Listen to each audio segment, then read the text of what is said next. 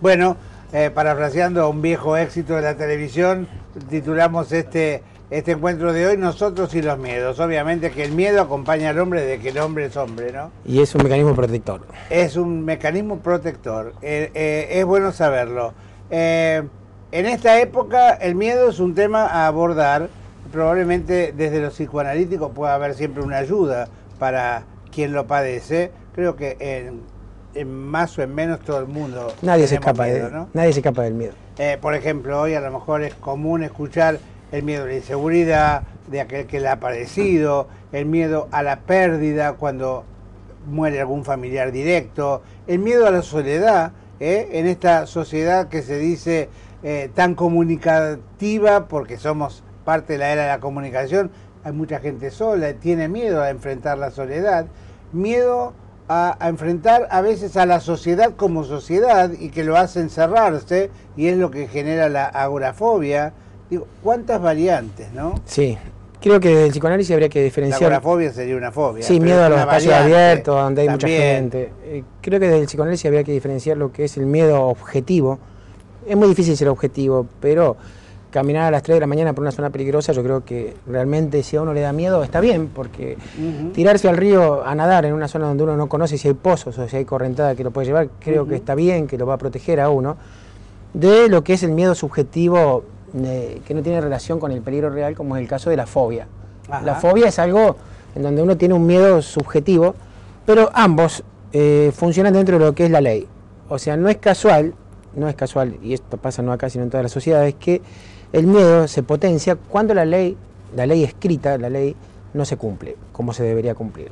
Usted fíjese que en los reclamos de estos últimos tiempos lo que la gente reclama no es cambien la ley, es justicia. Apliquen la ley. Apliquen la ley, la metáfora paterna, lo que hablábamos la otra vez, la función simbólica del padre, no padre de biológicos. Las pautas están, lo que no están siendo puestas en práctica. Sí, pero no es un tema menor porque eso la tira abajo a la ley. Claro, si la ley está escrita pero no se pone en práctica... Bueno, vos sabés que estaba pensando, cuando estudiaba abogacía hay un término que los abogados seguramente o quienes estudian derecho conocerán, que es una palabra que se escucha muy poco, que es desuetudo. En el derecho romano se decía que una ley que está escrita pero que no se aplica pierde vigencia, y eso se llama pierde vigencia por desuso, por desuetudo. Sí, digo, esto sería un poco lo que nos pasa, es decir, tener leyes que al no ser aplicadas pierden vigencia. Y ahí se empiezan a caer todas las figuras que hablábamos las charlas anteriores de la función simbólica del padre.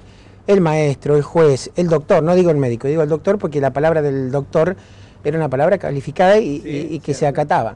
Lo que hablábamos la otra vez, que el maestro le pone un 1 al chico porque no estudió y la madre va y cuestiona la autoridad. Hay un goce muy grande en cuestionar a la ley, hay gente que paga por cuestionar a la ley, deja el auto mal estacionado y se llena de multas, pero le produce un cierto placer, es humano eso, pero está la función obviamente de... Es ser el contraventor. Claro, exactamente. Si este es el límite, a pesar de que el límite que genera la ley lo estructura, la persona necesita un límite para estructurarse, si no se desabrocha, se anarquiza todo. Se desabrocha la red y las palabras salen caminando solas y entramos en la locura, en la psicosis, en el delirio.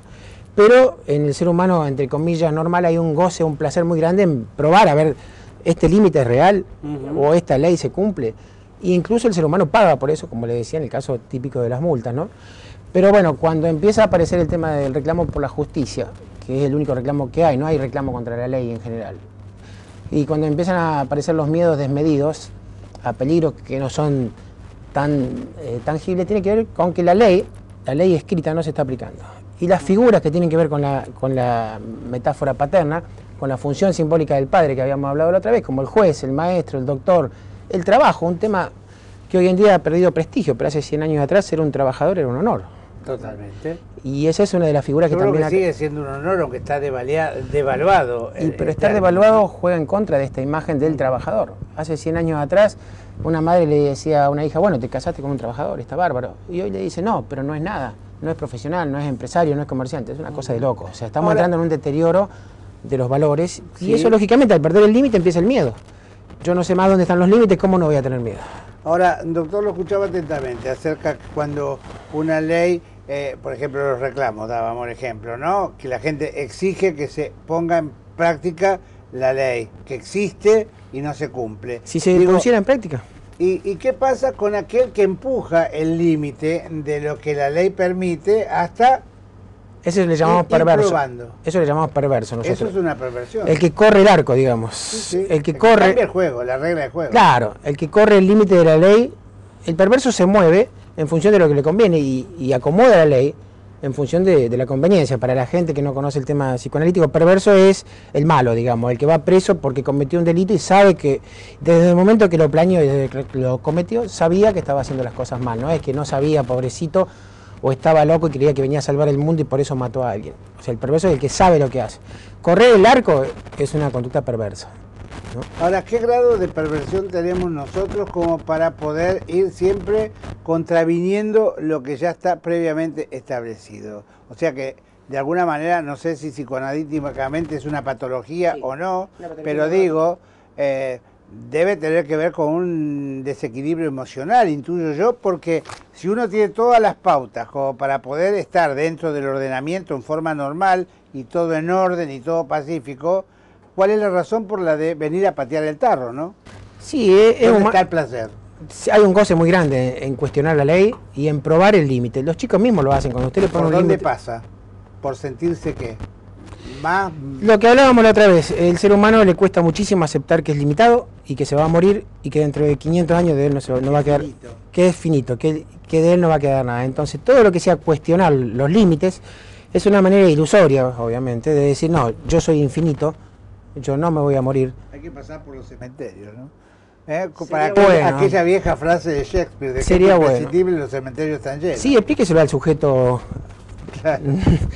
al común de la gente, que dentro de 500 años de él, no, salvo que deje una obra como, qué sé yo, como Beethoven, Sí, sí. o algo así muy, muy ruidoso, dentro de 500 años y con 7.000 millones de habitantes, es muy raro que alguien se acuerde de nosotros. Y eso es lo que el ser humano, esa es la pérdida que hablábamos el otro día, que el ser humano no tolera. Entonces, en función de eso, él quiere probarse permanentemente, incluso en los casos más altruistas, esos grandes amores donde uno deja todo en función del otro. En realidad, para nosotros no existen los héroes en el psicoanálisis, es, digamos, demostrarme a mí mismo que yo no tengo límites y que si no tengo límites la muerte no sería un límite, por lo tanto voy más allá de la muerte. O sea que la historia de Romeo y Julieta, ni siquiera esa, que trascendió los años y los siglos, valió la pena.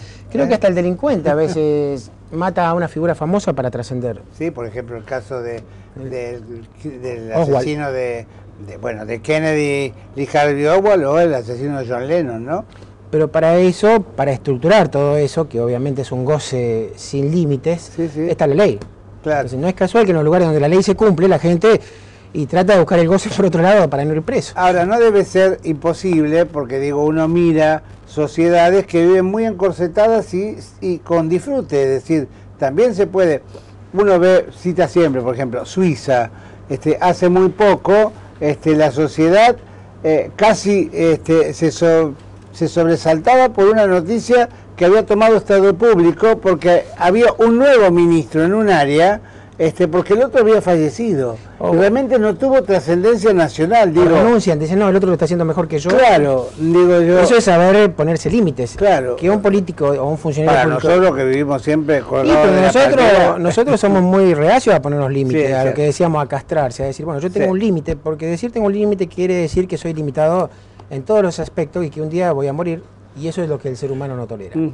No solo morir, sino que de él no quede nada. De ahí esto de hacerse un nombre, ¿no? Que está bien, está bárbaro que uno se estructure, que la psique de una persona se estructure con hacerse un nombre, porque es algo que mínimamente por un tiempo va a quedar. No deja de ser una ilusión, porque después de 1000 o de 2000 o de 3000 años no va a quedar absolutamente nada.